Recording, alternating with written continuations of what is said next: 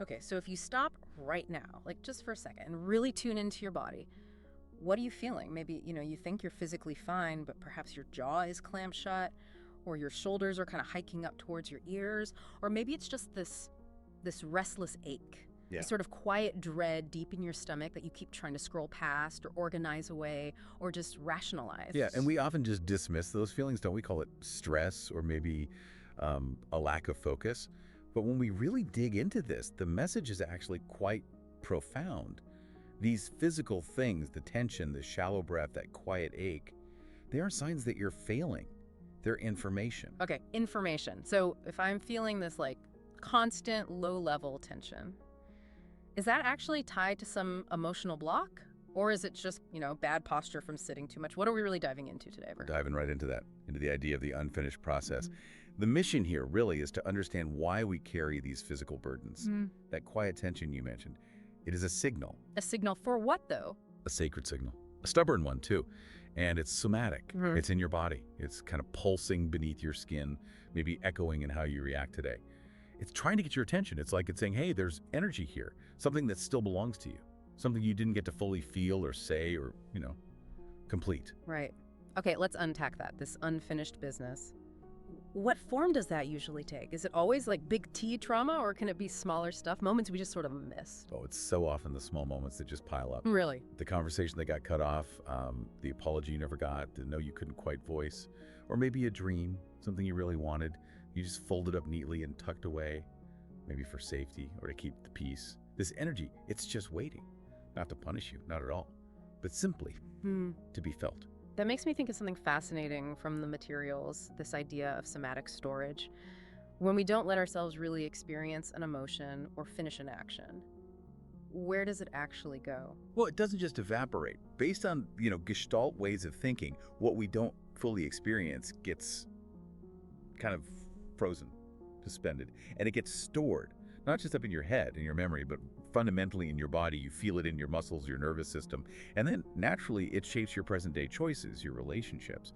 It's all connected. So the body becomes like a storage unit for emotional debt. Wow, I can see how that then becomes this constant background noise until maybe suddenly it just erupts, like panic or this sadness you can't explain. Exactly, yes.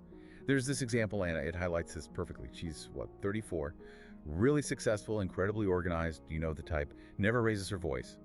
But every Sunday night, like clockwork, she gets hit by this heavy, hollow dread. She calls it her Sunday blues. And I bet she tries to distract herself, plan harder, organize more, but the dread just kind of settles in anyway. That's exactly it. And when we look closer, the exploration revealed it linked back to a moment when she was 16. She had this really strong desire, this spark to audition for a play, some wild creativity wanting to come out. But her father, probably meaning well, strongly guided her towards focusing only on academics. So she folded that dream away. And here's the key part. She did it not really in anger, but almost in love, with this deep, maybe unconscious belief that making yourself agreeable, compliant, would guarantee safety and connection. Oh, wow. And the body remembered the timing. Every Sunday, the day she used to rehearse, or maybe would have rehearsed, that suppressed grief just wakes up because she never got to mourn losing that part of herself. Precisely. The physical dread was the body's attempt, decades later, to finish the grief cycle she wasn't allowed to even start back then. It's just this quiet ache asking for recognition. That connects so well to that analogy you mentioned, the one about the stone in the backpack. Yeah. If you picked up a heavy stone years ago, put it in your pack.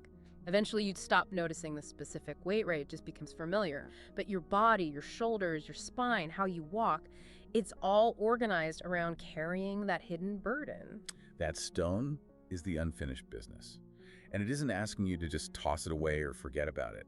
Not really. It's asking for you to finally turn towards it. Acknowledge the weight. Feel the cost of carrying it. And maybe just say, okay, I see you.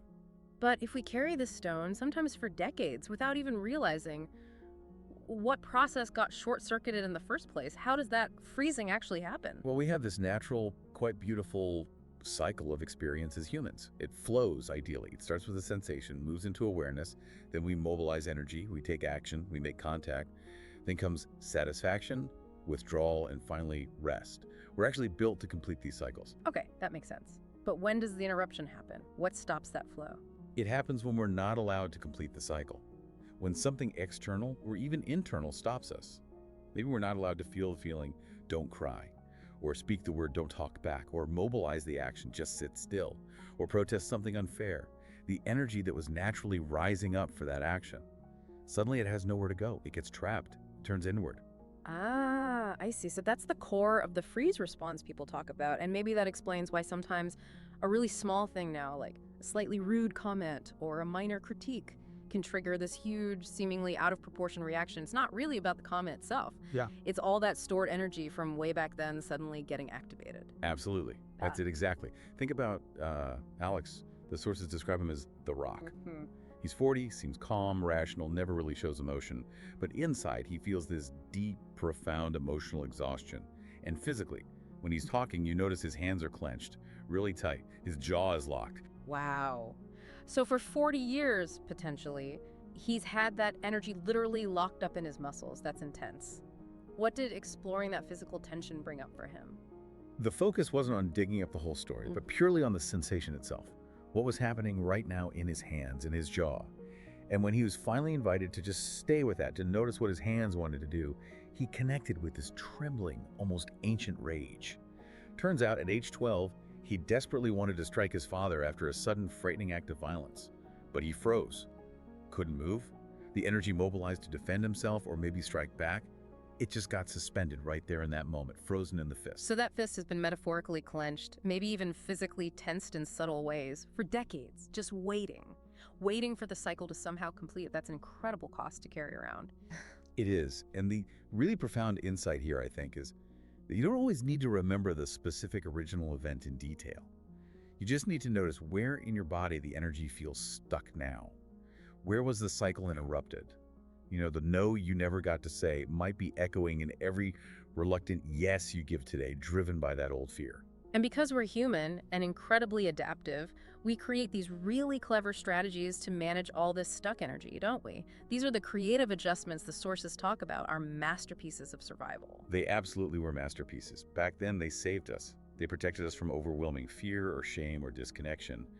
But those very tactics, rationalizing, oh, it wasn't that bad, minimizing, others have it much worse, distraction through endless scrolling or staying incredibly busy or even numbing ourselves with perfectionism. They kept us safe then, but maybe, just maybe, they're suffocating our aliveness now. Right. Let's look at one specific adjustment mentioned, interjection. That's like swallowing someone else's voice whole until it feels like our own thought. Exactly. Swallowing messages like, you're too much or just be grateful, until those external commands become your own internal shoulds and musts. Think of Maya. She's described as a successful healer, a perpetual giver, always there for everyone, but she's drowning in resentment underneath it all. She just cannot say no. Because that interjected voice, the one she swallowed, what does it tell her? Her entire system, deep down, operates on the belief that if she stops giving, she will literally cease to exist, or at least lose all connection and safety.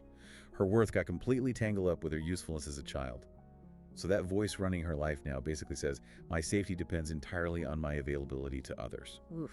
Okay. And then on the flip side, there's projection, where we look outside ourselves and get really triggered, maybe judge other people fiercely for qualities like, I don't know, anger, coldness, or neediness. Why is that usually a clue about ourselves and not just, accurate judgment? Because often, projection is the unconscious mind's clever way of showing us, using other people as a mirror, the very qualities we've forbidden or refused to acknowledge in ourselves. Yeah. So if you find yourself absolutely unable to stand neediness in someone else, it's like a little signpost pointing inwards. It's asking, where have you refused to acknowledge or honor your own deep human needs? I see. So the judgment isn't just judgment, it's an invitation to get curious about ourselves. Okay, so if these avoidance strategies and survival tactics are often our default mode, how do we actually start to thaw things out? How do we finally initiate completing the cycle? What's the doorway in? It's presence. Simply presence. The Gestalt invitation fundamentally is not to analyze the past endlessly or to try and fix yourself in the present. It's to simply experience the physical sensation that's happening right here, right now. Don't rationalize it. Don't scroll away from it. Don't judge it. That discomfort you feel, that tension, that ache, that itself is the doorway, the way home. That sounds deceptively simple, because it feels like the hardest thing in the world sometimes to just stay with anxiety or the ache when we've spent literally years running from it. It is hard. It takes courage. But completion happens by bringing that past energy, that frozen impulse, into the present moment through the body. And sometimes through imagination, we look to the sensation, that clench in the gut, the tension in the shoulders, and we gently ask, what does it want to do? Push, shout, strike, collapse, crumple. This is where the idea that the cure is in the exaggeration comes in. Not for external drama, but to finally feel and reclaim that lost, mobilized energy internally. So we're not necessarily reenacting the original event, but we are allowing the blocked impulse to finally express itself, even if just internally or symbolically. What did that actually look like for Anna and Alex? Well, it was surprisingly quiet. Really profound, but quiet. Anna, the woman with the Sunday dread, she didn't suddenly need to go find a stage again. That wasn't the point. She just needed in the quiet of her kitchen to close her eyes, maybe put her hands over her heart and whisper, I want it to be wild. And in that moment, tears came. Tears of recognition, of reunion with that lost 16-year-old part of herself. Wow, just acknowledging it.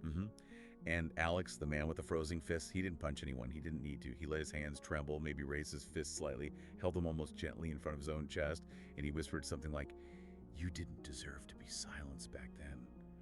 And in that moment of self-compassion, the rigid rage didn't vanish, but it softened, it transformed from a frozen weapon into something more like a quiet internal guardian, protecting his own vulnerability. So completion isn't necessarily about big dramatic catharsis or finally fixing ourselves. It's more about contact, like a quiet sigh that finally releases, a softening in the chest, a single honest moment where we finally let ourselves feel what we weren't allowed or able to feel back then. And the stone in the backpack, it changes. It's not a burden anymore, maybe more like an honored relic, something we carry with understanding now. That is the fundamental shift. Exactly. Healing happens right there in the sensation, in the breath that finally drops down into the belly, in the no that you finally whisper, maybe just to yourself at first. Your pain, that ache, that tension, it's not a mistake. It's not proof you're broken. It's a sacred message. It's an ally really patiently waiting to lead you home to the parts of yourself you had to leave behind along the way. So maybe we can leave you, the listener, with this final gentle invitation.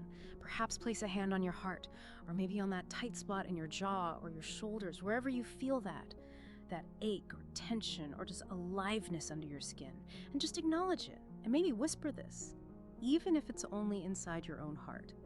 I am here. I am listening. I am coming home to you. And remember, the integration, the living with this, it's about learning to be with your pain, your history, not constantly running from it. This healing journey, it's more like a spiral, isn't it? Not linear. We often meet the same core pains again, maybe in new forms, until we can fully feel them, understand their message, and integrate them. So here's something to think about.